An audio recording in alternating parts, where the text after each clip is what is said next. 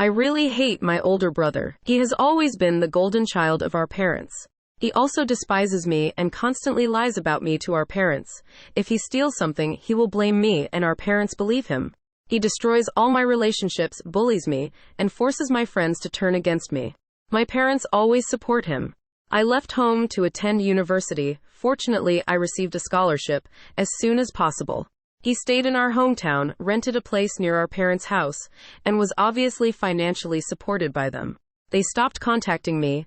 Our family chat group only talks about my brother and his achievements, and never send me any money. Currently, I live in a different state, married. My family was invited but didn't care about my wedding. My husband's family is wonderful, and they have been a great support to me. Anyway, my parents are very traditional. My father is the head of the family, upholding all these outdated beliefs. Therefore, my brother publicly admitting that he is gay shocked them. They absolutely insist on having biological grandchildren to continue the family line. I should mention that both me and my children carry my husband's last name. Adopting a child is not acceptable to them. They only accept proper marriages. So, unexpectedly, my brother contacted me. It's clear that my parents will abandon him. He lives off their money, never worked, unless he repairs the relationship with me so they can demand my children. As he is the reason I'm estranged from the family, he's not the sole reason. I blame my parents too. He even flew to my state, cried a lot, blamed all his bullying behavior on hidden stress, and so on. I told him to leave. My family is dead to me, and I don't care about him. Now he's playing the victim, willing to ruin the life of a grown adult due to setbacks in his childhood. He also claims I'm prejudiced against him because he's gay. But I refuse to engage with my parents, only letting them bear the consequences of their actions and choices. And their absence is irrelevant to your story. This is definitely not Aida. Your parents have serious issues that are not your problem.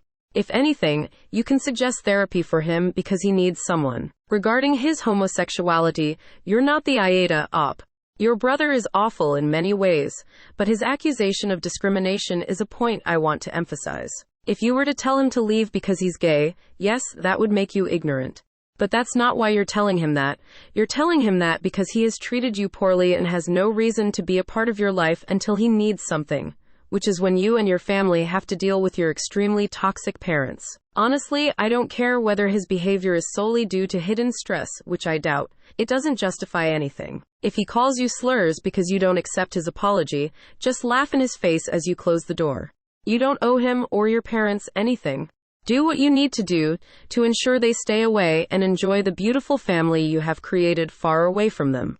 I agree, Op has already cut off contact with their brother and parents prior to his public admission.